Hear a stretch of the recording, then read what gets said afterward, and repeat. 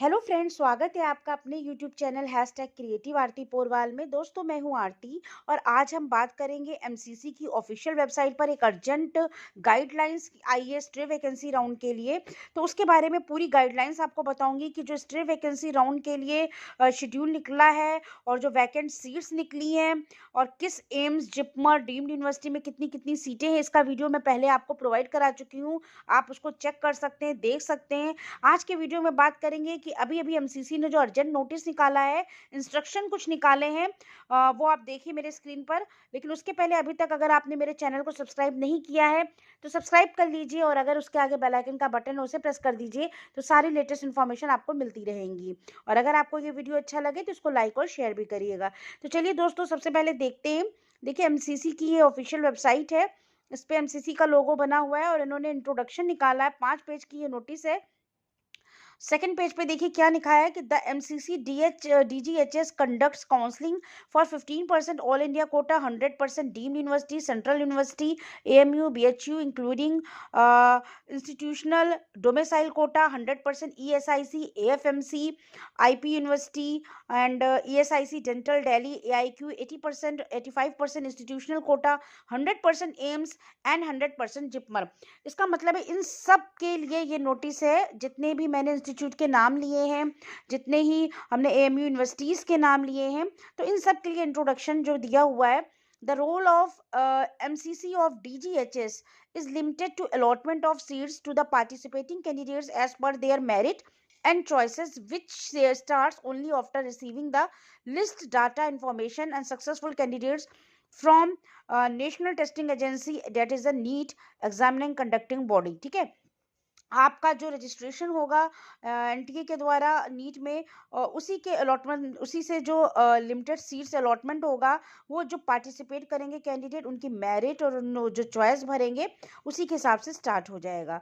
There are 4 rounds of counselling, that is round 1, round 2 all India quota and mop up round and stray vacancy round. ऐसा तो आपको सभी को पता है। Out of 4 rounds, 3 rounds are conducted only online by MCC, that is round 1, round 2 mop up. आपको जैसा मालूम है, राउंड 1 और राउंड 2 जो मॉपअप राउंड, ये तीनों राउंड आपके ऑनलाइन हुए।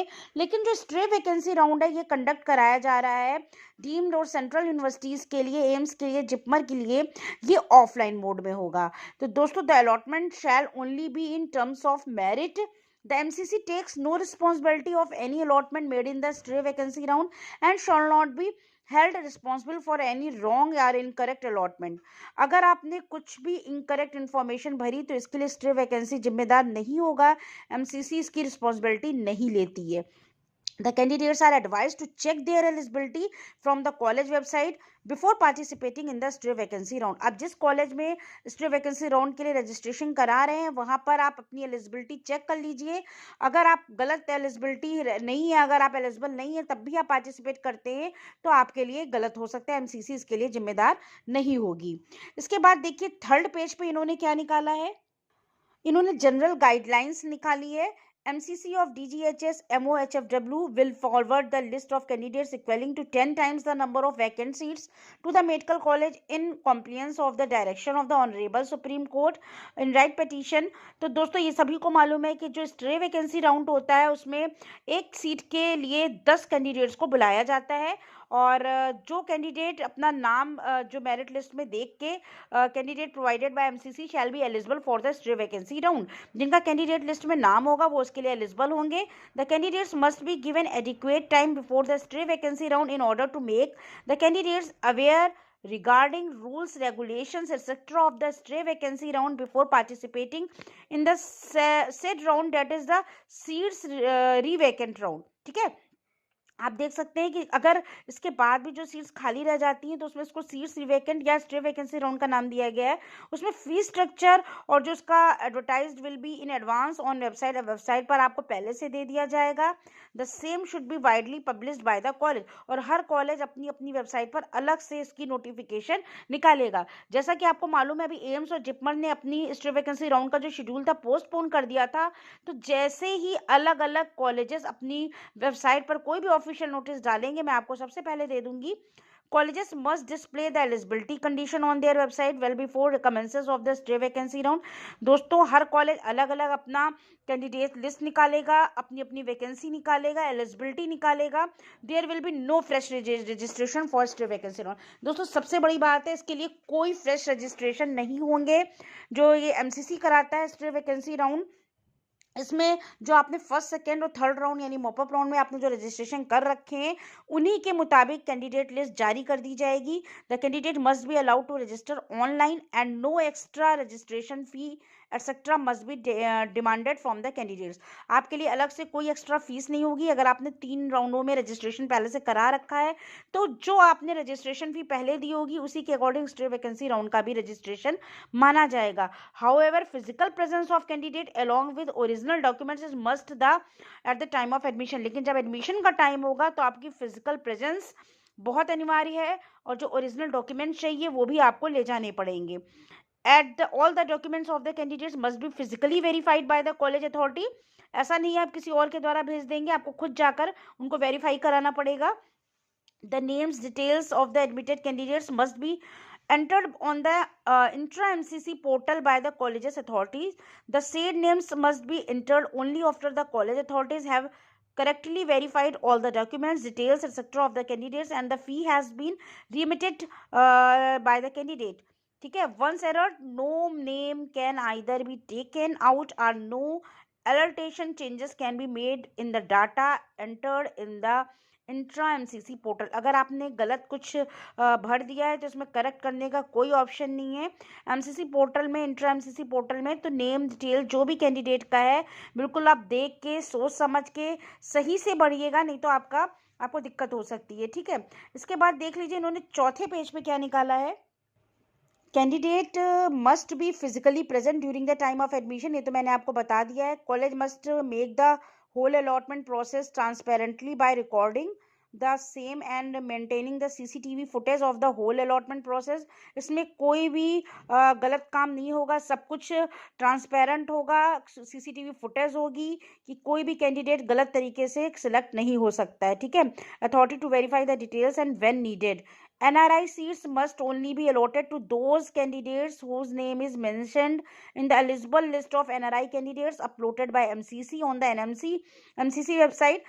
MCC की वेबसाइट पर जो NRI की लिस्ट है वो भी आपको दिखा दी जाएगी, तो उन्हीं को ये सीट मिलेगी जो एलिजिबल होंगे. If the name of a candidate is not mentioned in the eligible list of NRI candidates provided by MCC, then the documents of those candidates must be sent to MCC before allotting. If the candidate is found to be eligible for the NRI seat by MCC, only then the candidate must be allotted the NRI seat.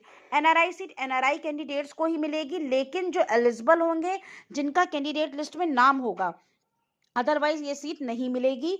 The result of stray vacancy round must be displayed on the website of the college. इसका result जब आएगा तो MCC की website पर ही आएगा. और no extension of timelines will be allowed at the last date for completing the counseling 31 December. Any legal complication inquiry by any authority due to merit violation or any mistake default occurred during the condition of the stray vacancy round shall be responsible of the college. MCC shall not be held liable for the name. तो दोस्तों ये MCC ने सभी colleges को जब अलग अलग authority दे दी है तो इसके लिए MCC जिम्मेदार नहीं होगा. कोई भी गलती, कोई भी मिस्टेक के लिए हर कॉलेज को अपना अपना अलग अलग शेड्यूल, अलग अलग अपनी एलिजिबिलिटी, अलग अलग कैंडिडेट्स लिस्ट निकालनी है. A schedule for stray vacancy round regarding date of registration, publication of merit list, verification documents and admission may be prepared at the level of updates college website for information, knowledge and benefit of the candidates. इसका जो schedule है stray vacancy round का, और regarding जैसे आपका registration time हो गया, publication of merit list है, वेरिफिकेशन ऑफ डॉक्यूमेंट्स कब होगा, ये हर कॉलेज अपना लेवल पर अलग अलग अपलोड कर देगा ऑफिशियल वेबसाइट पर. ये एमसीसी की जिम्मेदारी नहीं है. जैसे एम्स का जैसे ही रजिस्ट्रेशन स्टार्ट होगा, एम्स का आ जाएगा शेड्यूल, जिपमर का अलग आ जाएगा, डीम्ड यूनिवर्सिटी का अलग आ जाएगा, जो कि इस समय भी पोस्टपोन चल रहा था. तो 4 जनवरी से स्टार्ट हो जाएगा. तो दोस्तों इसकी मैं ऑफिशियल जो वेबसाइट की नोटिस है आपको तुरंत डाल दूंगी अपने वीडियो में. और इसके बाद लास्ट इन्होंने 2 लाइन की नोटिस और दी है, देख लीजिए. Candidates are advised to check their eligibility conditions from the college website before participating in the stray vacancy round, as the eligibility conditions are different for different colleges. ठीक है, ऐसा हो सकता है कि हर कॉलेज की एलिजिबिलिटी अलग अलग हो, तो आप कॉलेज वाइज चेक करिएगा एलिजिबिलिटी स्ट्रे वैकेंसी राउंड में पार्टिसिपेट करने से पहले। जैसे सेंट्रल यूनिवर्सिटीज की अलग हो गई, डीम्ड की अलग है, एम्स की अलग है, जिपमर की अलग है। The stray vacancy round for central institution of Delhi will be conducted by the authority of VMMC and SJH। तो सेंट्रल इंस्टीट्यूट ऑफ दिल्ली की जो भी स्ट्रो वैकेंसी राउंड, ये कौन अथॉरिटी है इसकी, ये VMMC और SJH इसको कंडक्ट करा रहा है। तो दोस्तों ये 5 पेज की अर्जेंट नोटिस MCC ने अभी अभी निकाली है। इसको आप चाहें तो MCC की ऑफिशियल वेबसाइट से डाउनलोड कर सकते हैं, इसको आप अच्छे से रीड कर लीजिएगा। और फिर अलग अलग एम्स की, जिपमर की, आपको परेशान होने की जरूरत नहीं, सबके ऑफिशियल वेबसाइट पर जाने की। जैसे ही कोई अर्जेंट नोटिस आएगी मैं आपको सबसे पहले प्रोवाइड करा दूंगी, आप उसको देख लीजिएगा, चेक कर लीजिएगा। तो दोस्तों ये पूरी नोटिस थी रिगार्डिंग टू आपका स्ट्रे वैकेंसी राउंड। तो दोस्तों अगर आपको ये न्यूज़ अच्छी लगी हो तो प्लीज़ मेरे चैनल को सब्सक्राइब करिएगा और मेरे वीडियो को लाइक और शेयर करिएगा। मैं जैसे ही कोई लेटेस्ट अपडेट आएगी सबसे पहले आपको प्रोवाइड करा दूंगी। Thank you.